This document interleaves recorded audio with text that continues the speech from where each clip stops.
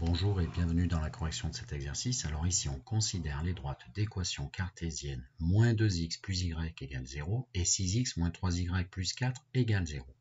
Première question, déterminer un vecteur directeur pour chacune de ces deux droites. Alors un vecteur directeur, c'est un vecteur, si tu veux, quand on est dans un repère qui les dirige, d'accord? Donc en fait, la propriété que tu dois savoir, et je te l'affiche, donc on va la lire ensemble, la relire ensemble. Donc si les coordonnées x, y d'un point M du plan vérifient cette équation avec le coefficient A devant x, le coefficient B devant y et éventuellement des nombres qui restent en ayant isolé 0 à droite, et bien ces trois coefficients ABC, et bien ça va te donner, si tu veux, ce point, une propriété qui dit qu'il appartient à la droite dont un vecteur directeur est le vecteur U de coordonnées moins B, c'est-à-dire l'opposé du coefficient devant la lettre Y, qui est l'ordonnée des points de cette droite, d'accord? Et le coefficient A, qui est ici devant x, va se retrouver ici en ordonnée de ce vecteur directeur. Alors en fait, c'est que de la leçon, cette première question. Alors la première, je la fais avec toi, et on va repérer qui joue le rôle de A, de B, de C. Donc je prends ma première équation de droite, voilà. Alors, moins 2x plus 1y, attention, sous-entendu 1 ici, plus 1y, et comme il n'y a pas de constante à gauche, c'est plus 0. Voilà les valeurs de A, de B, de C, et si on applique notre cours, un vecteur directeur que j'ai choisi de noter U, ça va donc être moins B, donc moins B, l'opposé de B, si tu regardes bien, c'est l'opposé de 1, donc moins 1, et A, c'est-à-dire, tu recopies A qui vaut moins 2. Voilà. Pour la deuxième, on fait exactement la même chose. Donc là, cette fois-ci, j'ai pas mis de couleur. À toi de repérer qui joue quel rôle. Donc le A ou le B, donc on va prendre le B en premier, c'est le coefficient, regarde bien mon laser qui est ici, moins 3. Et ici, on doit prendre son opposé. Donc l'opposé de moins 3, c'est 3.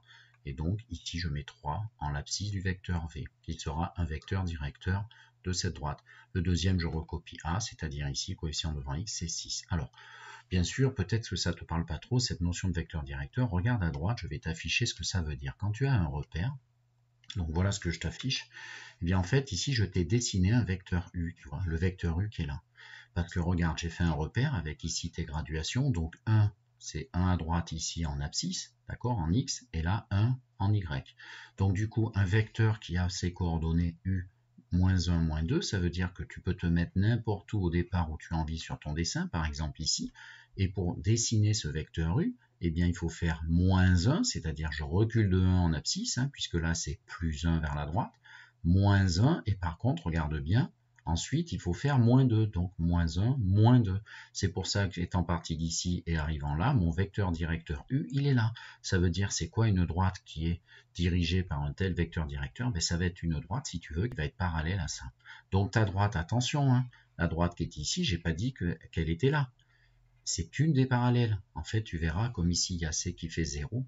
Si tu réessais avec le point 0, 0, tu vois, si tu remplaces x par 0, y par 0, ça marche, ton égalité est vérifiée. Donc ça veut dire qu'elle passe par le point 0, 0, c'est-à-dire par le point origine. Donc en fait, ta droite, c'est une parallèle. C'est la parallèle à ce vecteur directeur, enfin si tu veux, qui a la même direction que U, d'où son nom, vecteur directeur, et qui passe par l'origine, elle serait là, ta droite, en question de ta première équation. Voilà. Ton deuxième vecteur directeur V, lui, c'est 3 et 6, ses composantes, ses coordonnées. Alors ça veut dire que si tu pars d'ici, par exemple, tu devrais te décaler de 3 en abscisse et monter de 6. Comme ça ne rentrait pas sur la figure, j'ai choisi de me descendre un petit peu mon point de départ. Et donc en partant de là, je dessine un vecteur V directeur de cette deuxième droite. Donc 1, 2, 3 à droite, d'où le plus 3. Et ensuite, je dois monter de plus 6, donc monter, ça aurait été moins 6, je descendais de 6, là je vais faire plus 6, 1, 2, 3, 4, 5, 6. Et du coup, j'ai mon vecteur qui dirige cette deuxième droite. Et on te demande, question 2, quelle est leur position relative à ces deux droites, comment elles sont? Alors en gros, c'est est-ce qu'elles sont confondues, est-ce qu'elles sont parallèles, est-ce qu'elles sont séquentes, et quel est le point d'intersection? Voilà, c'est ça. Donc en fait, si tu regardes les deux vecteurs directeurs que tu as, que je t'ai dessinés, déjà intuition, si ces deux droites sont dirigées par ces vecteurs directeurs qui ont l'air d'avoir la même direction, c'est qu'ils sont collinéaires, peut-être que mes droites sont parallèles, tu vois. Donc leur position relative, on va regarder les vecteurs directeurs, c'est toujours comme ça qu'on fait. Et du coup, si tu regardes bien, l'un, ses coordonnées sont moins 1 et moins 2, alors que l'autre, c'est 3 et 6. On voit bien qu'il y a une notion de multiple. Regarde, pour passer de moins 1 à 3, il suffit de faire fois moins 3. Pour passer de moins 2 à 6, c'est également fois moins 3. C'est le même coefficient multiplicateur qui, quand on multiplie U, donne V. Et donc, tu as un lien multiplicateur entre l'un et l'autre. Ça s'appelle la notion de collinéarité des deux vecteurs. Du coup, il suffit de l'écrire. Donc, je prends mon petit crayon et je me mets en bas. Voilà. Je remarque que moins 3 fois U, moins 3 fois le vecteur du haut U, ça donne le vecteur V. Déduction, tu as un multiple de l'un qui donne l'autre, donc ces vecteurs sont collinéaires. Donc ces deux vecteurs sont collinéaires. Et si ces deux vecteurs sont collinéaires, ça veut dire quoi? Ça veut dire que les droites sont parallèles. D'accord? Ces deux vecteurs sont collinéaires. Donc les droites sont parallèles. Alors maintenant, si tu veux savoir si elles sont parallèles strictes ou parallèles confondues, eh bien, il suffit de savoir si elles ont un point commun. Tu vois, sont collinéaires, donc les droites sont parallèles.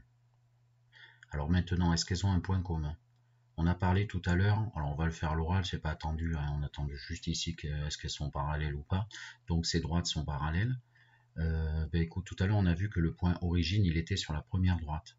Et en fait, si tu regardes bien, que tu testes le point 0, 0 dans la deuxième, on va le faire.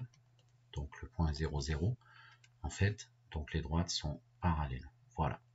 Donc en fait, si on regarde mon laser, si on essaie avec le point 0 ici, si on met 0 et 0 là, il va te rester 4 à gauche égale 0, 4 n'est pas égal à 0. Donc en fait, l'origine du repère n'est pas sur cette droite, alors qu'elle était ici. Ça veut dire quoi? Que tes deux droites sont strictement parallèles. Voilà ce qui clôture cet exercice. Au revoir.